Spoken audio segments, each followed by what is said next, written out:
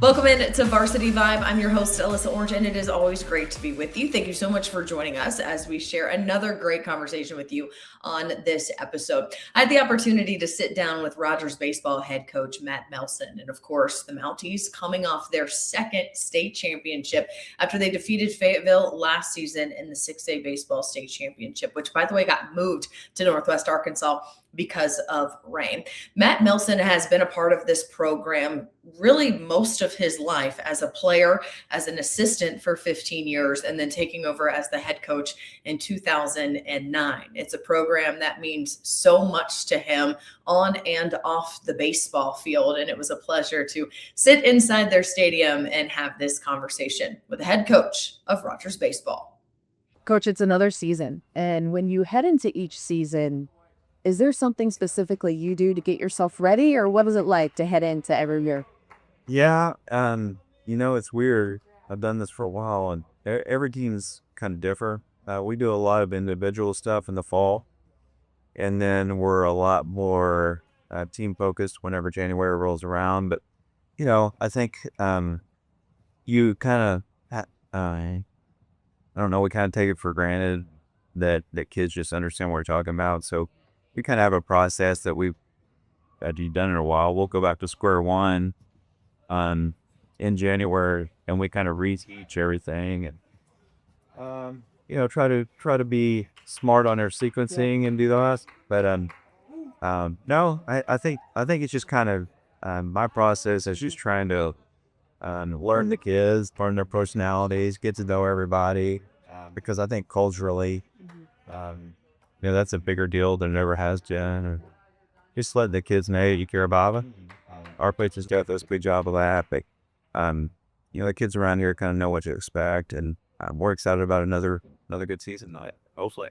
How much of a credit is that to just what you've been able to build here at Rogers over the years, where kids come in knowing the standard already? Yeah, I think it's a credit to the players that have come before. We'll have anywhere between 10 and 15 alumni at every one of our games, which I don't think that's a normal deal. But the kids here are just so invested. The ones that have come before have just really made their mark and shown the guys here how to handle themselves and what to do and how to act. And, it doesn't always come off right. But to me, it's more about what our alumni and our past players have done.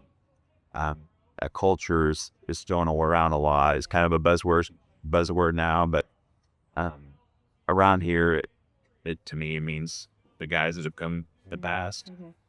You're coming off a state championship win, though. A little different this time around? Yeah, I mean, I don't know. In this time of social media, everybody knows everybody and what they've done. Yeah. And, you just try to preach to your kids that every team's new and we haven't done anything yet. It is nice because I think the kids around here expect win. Yeah. That comes with success. But they also know that there's a price to pay. That's had to grind it out through the whole 3 or 4 month process. Hopefully they'll be able to draw on that success.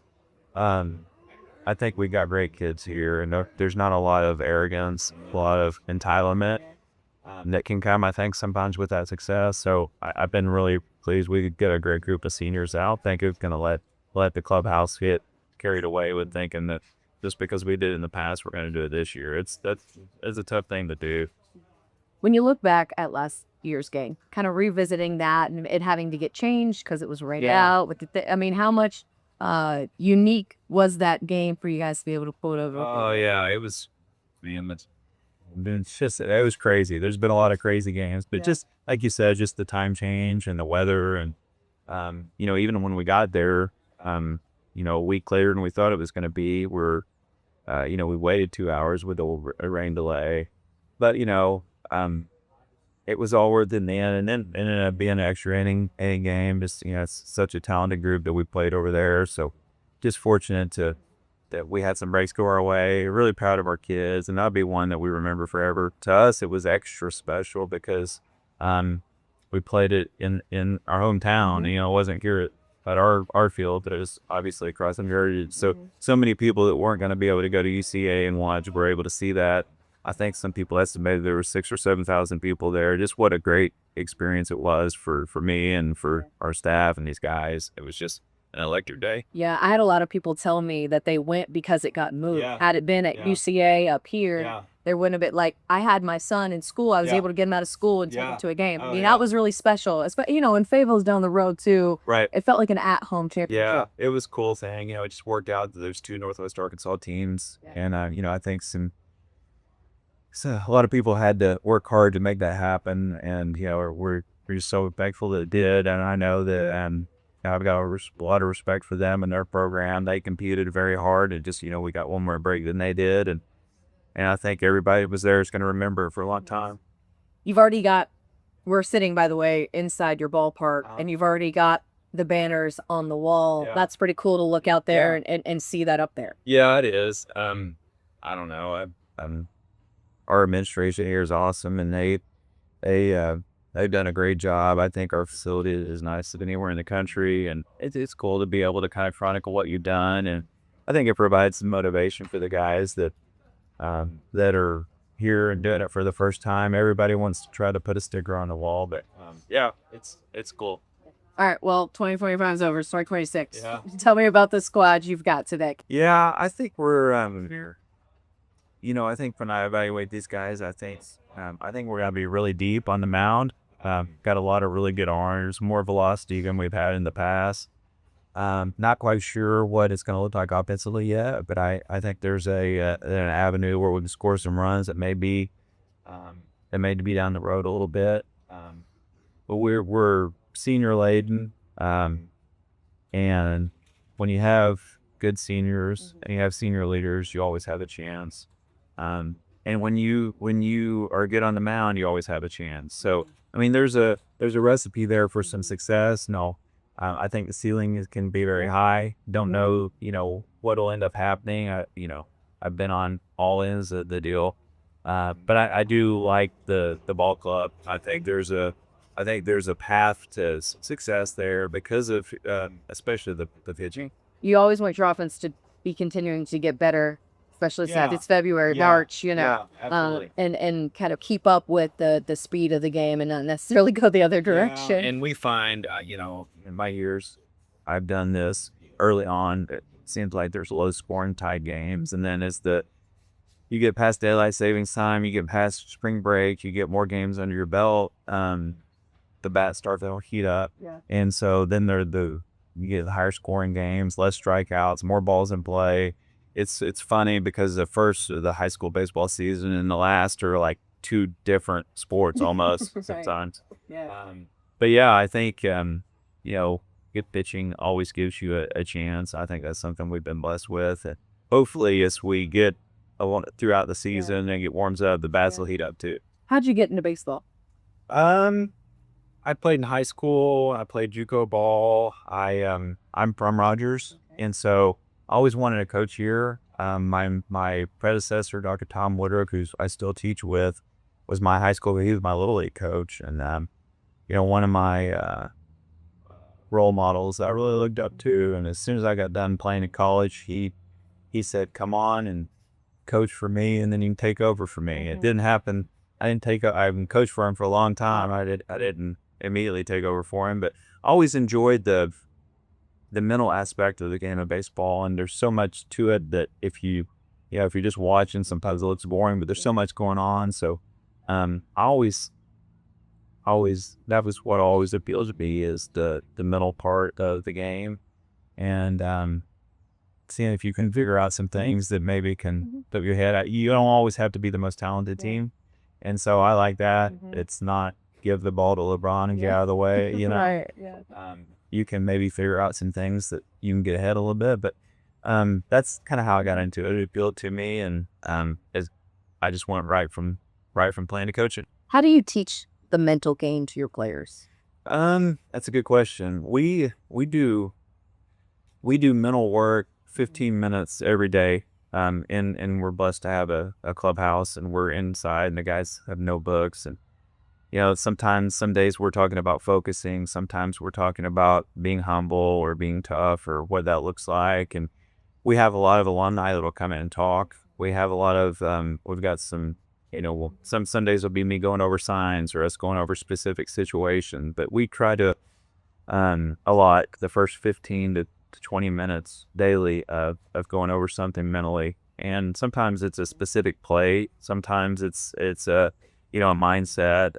Maybe it's how to treat umpires. Maybe it's how to take the field. Maybe it's how to get a sign at third base. But we try to focus on something mentally daily. Yeah, this is such a game of failure, basically, Yeah. and it really takes a lot of focus and mental determination to not let one play cost you a game, or Right. not let 5 plays cost you a series, or Right. what have you. For your guys to be able to kind of grow in that way, how does that help them maybe away from the game? Yeah. Man, I tell them all the time, I don't know how smart you are for playing this game because you're going to fail a lot and you're going to mess up a lot. But I just think the strategies that you have to deal with, we talk about simplifying things. It's too hard to get a base hit, so we try to have a quality at bat. Yeah. Or a lot of times we'll just focus on breathing, focus on what happens when something doesn't go your way. The coach is mean, or the guys are yelling at you. The umpire makes a bad call. How to deal with some adversity. I think all those things can be valuable whenever you get away from the game. You can employ those strategies and tactics. I know just the toughness of competing and overcoming, and what happens when you get down. Those are things that happen in life a lot, and we talk about that a lot. I think it resonates with kids a lot. I think it's helped out, some guys before. But yeah, you're right. There's a lot of parallels between baseball and life, and how having to deal with failure, because it'll knock you down a lot.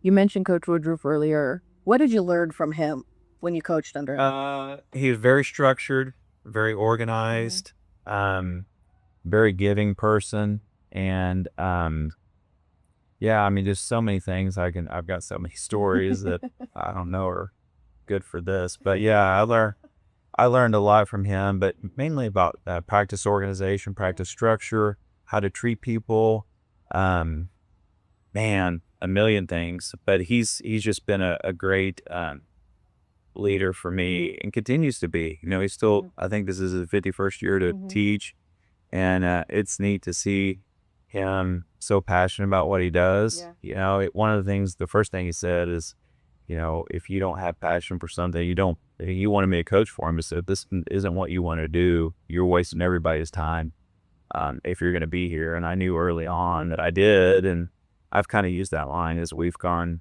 throughout the years, but he's just been a big inspiration. How often does he come and talk ball with you during the season? Anywhere between 8 and 10 times a day. Okay. So we played the other night, and he was telling me some things maybe we could have done a little bit better, but no, he's our biggest supporter. All these guys have him as teachers, and he's kind of an icon here at Rogers High School, and it's awesome to have him be able to still attend our games.